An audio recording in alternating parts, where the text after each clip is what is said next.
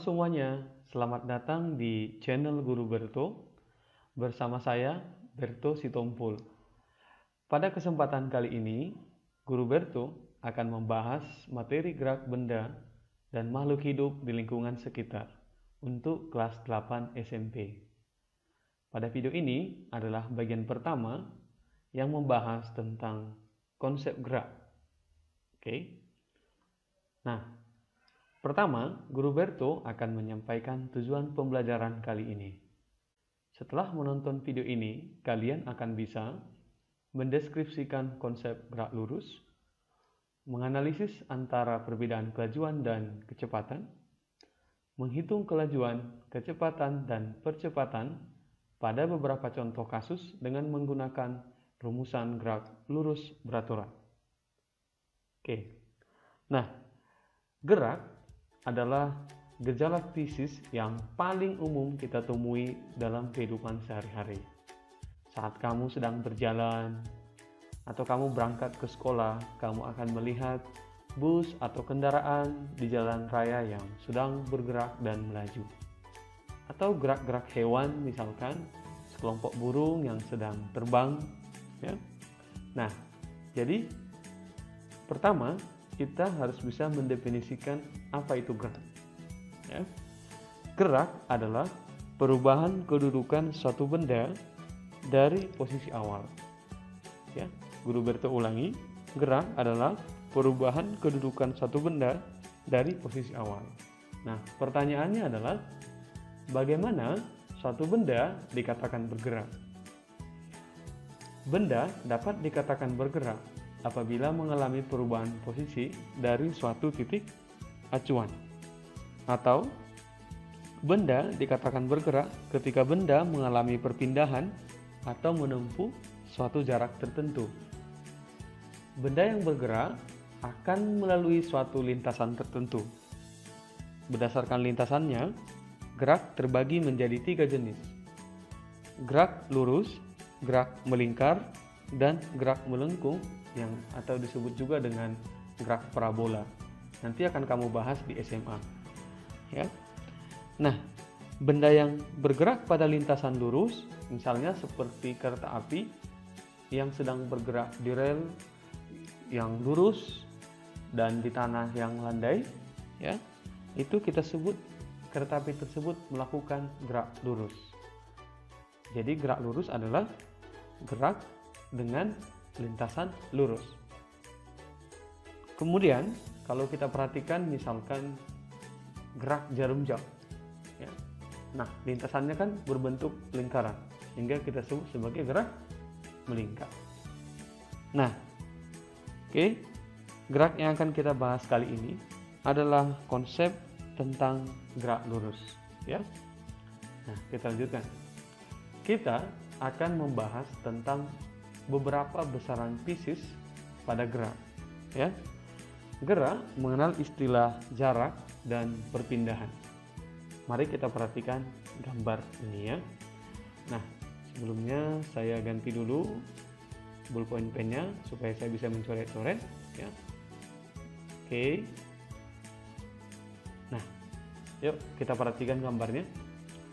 Misalkan ini adalah gerakan seorang murid yang bergerak dari tempat duduknya menuju meja guru, ya.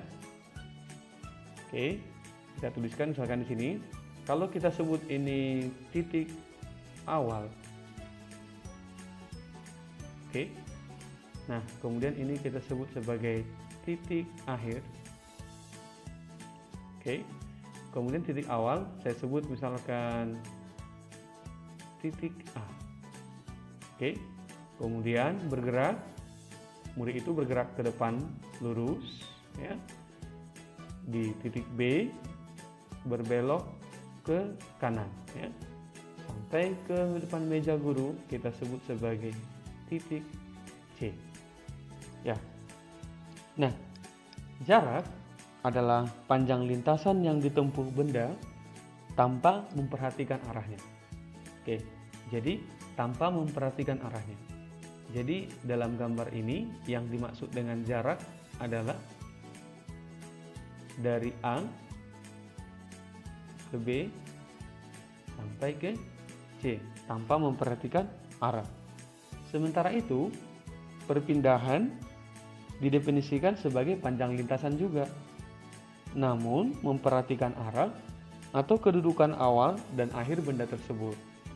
Jadi, pada gambar ini perpindahan itu adalah dari A sampai ke C. Nah, jadi ditinjau dari titik awal menuju titik akhir. Sehingga di sini dipersoalkan tentang arah atau kedudukan awal dan kedudukan akhir benda tersebut. Oke, guru ulangi. Jadi jarak pada gambar ini itu sama dengan dari A ke B ke C, panjang lintasan yang ditempuh benda atau murid tanpa memperhatikan arahnya. Sementara perpindahan panjang lintasan namun memperhatikan arah atau kedudukan awal dan akhir benda. Oke, ya.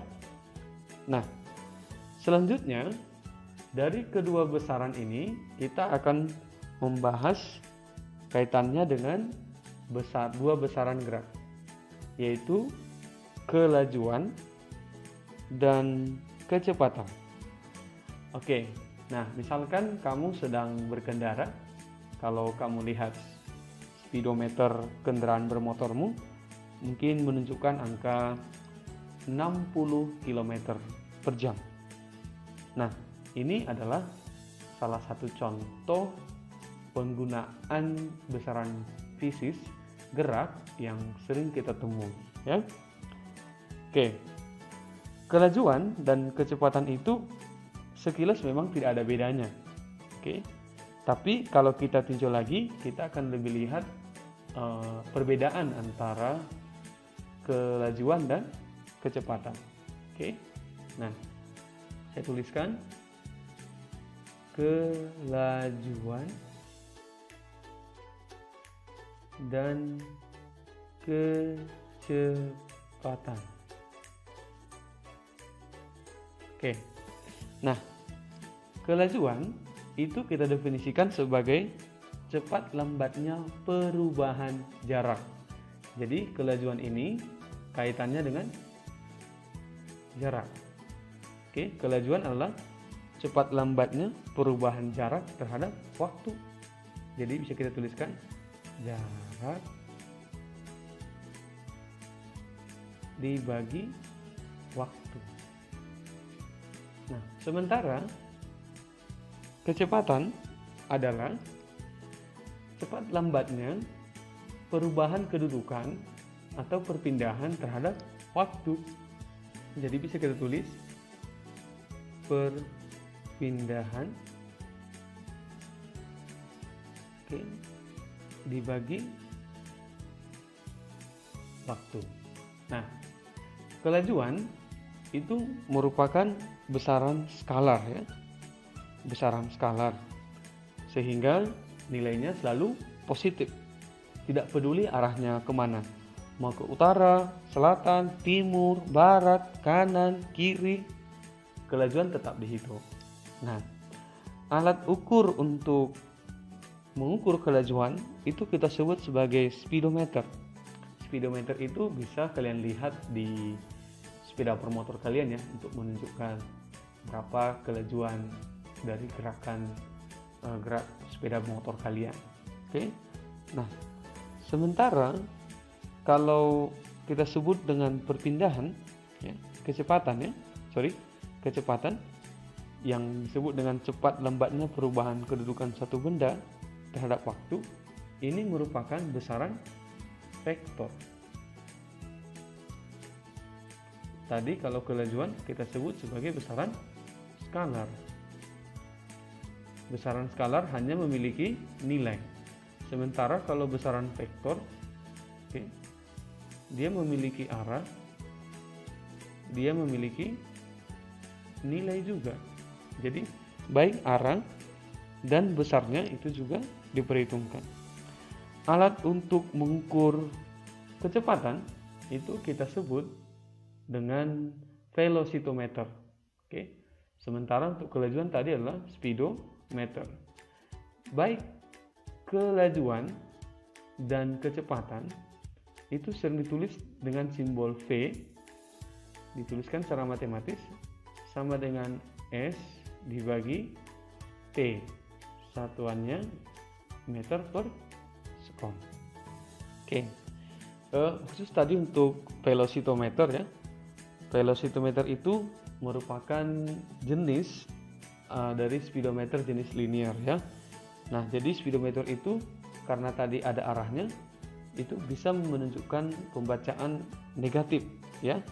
Misalkan pembacaannya adalah sebuah mobil mundur ke arah barat. Mundur ke arah barat dengan kecepatan 50 meter per sekon. Dituliskan kecepatannya minus 50. Minus artinya ke kiri atau mundur. Seandainya ke kanan atau positif ya, ke timur, itu kita sebut dengan 50 meter per sekon saja. Kira-kira gitu. Nah, oke. Baik, kemudian kita akan membahas tentang percepatan. Nah, percepatan itu kita definisikan sebagai perubahan kecepatan. Oke. Percepatan disimbolkan dengan A, acceleration, artinya perubahan kecepatan pada selang waktu tertentu. Nah, misalkan saat kalian sedang berkendara kemudian ketemu lampu merah. Oke, awalnya yang mungkin kencang, semakin lambat hingga berhenti. Nah, begitu lampu kuning mulai melaju dan lampu hijau langsung melaju kencang, sehingga terjadi yang namanya perubahan kecepatan. Nah, perubahan kecepatan ini secara matematis tulis A sama dengan delta V per delta T, yaitu kecepatan akhir dikurang kecepatan awal dibagi waktu akhir dikurang waktu awal. Oke, jadi sudah ada 5 besaran fisis gerak yang sudah kita bahas. Ada jarak, perpindahan, kelajuan, kecepatan, dan percepatan. Oke. Nah, untuk lebih memahamkan kalian tentang perbedaan antara kelajuan dan kecepatan, Guru Berto sudah siapkan double bubble map ya untuk kita isi ya. Oke. Nah, untuk sebelah kiri kelajuan itu berkaitan dengan jarak tempuh. Jadi, kalau kecepatan itu berkaitan dengan perpindahan. Nah, kecepatan tadi rumusnya ini tanda tandanya vektor ya. Tadi kita sudah bahas vektor delta S per delta T. Maka rumus kelajuan juga adalah V sama dengan delta S per delta T. Tidak ada tanda panah, itu artinya kelajuan merupakan besaran skalar ya. Hanya memiliki nilai atau kita sebut dengan besar saja. Sementara kalau vektor itu memiliki besar dan arah ya. Nah, kalau kelajuan itu alat ukurnya adalah speedometer, sedangkan kalau kecepatan alat ukurnya adalah velocitometer. Dalam kehidupan sehari-hari ini kita sering jumpai pada GPS, Global Positioning System. Oke ya. Jadi pada GPS itu seperti kalau kita buka aplikasi GPS ya, kita sedang berkendara, kita bisa lihat berapa kecepatan kita, waktunya, arahnya, itu semua ditunjukkan ya. Nah, kalau contohnya misalkan itu adalah mobil yang melaju, misalkan mobil yang sedang melaju, misalkan kalau untuk kelajuan kan tidak ada arah, misalkan atau kamu sedang berkendara misalkan dengan kecepatan 60 km per jam. Sedangkan untuk kecepatan harus disertai dengan arah. Contoh, kamu berkendara 60 km per jam ke arah timur misalkan ya. Jadi jelas ya perbedaan antara kecepatan dan kelajuan. Oke, kita lihat contoh soal ya. Perhatikan tabel waktu dan jarak tempuh bersepeda ya. Ini bersepeda di bawah ini ya. Oke, ini. Nah, waktu dari 0 sampai 5 detik dan jaraknya sudah tersedia ya.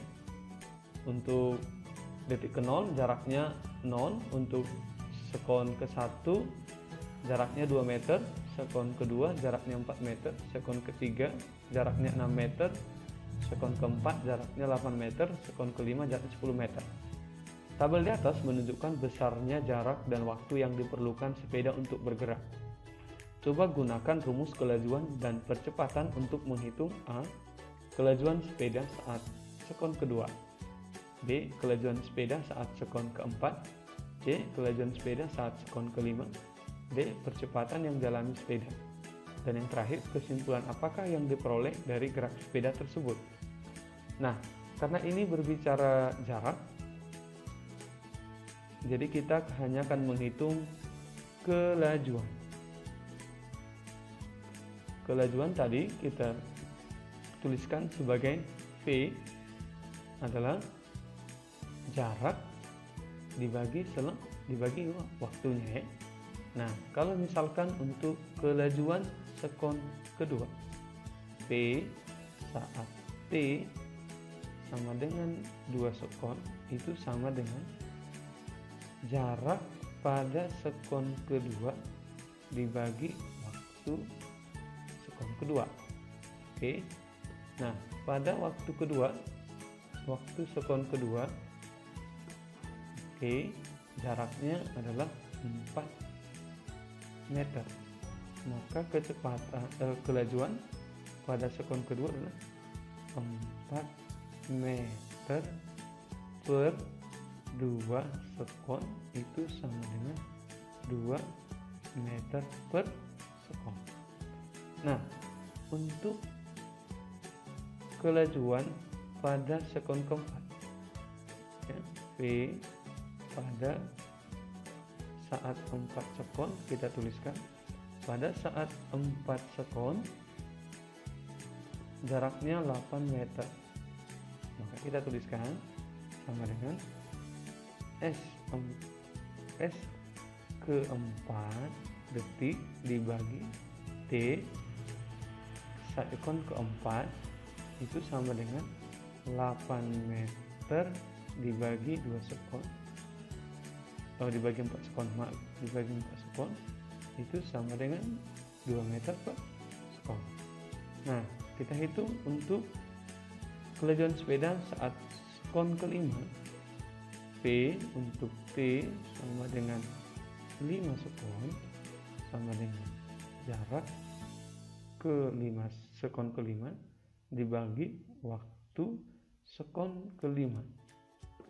Oke, waktunya sekon kelima. Oke, sebentar. Oke, pada sekon kelima jaraknya 10 meter.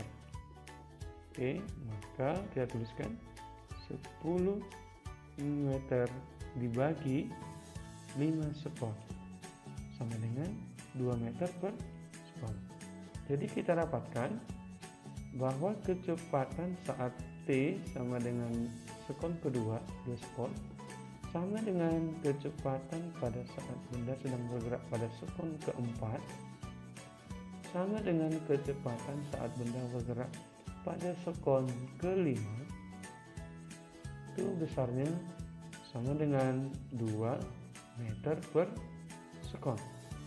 Nah, sehingga untuk pertanyaan D, cerita percepatan, tadi kita definisikan, kita tuliskan secara matematis bahwa percepatan sama dengan delta V dibagi delta T. Ya. Nah, kalau kita perhatikan kecepatannya kan sama. Kecepatannya kan sama, ya. Nah, kecepatannya sama.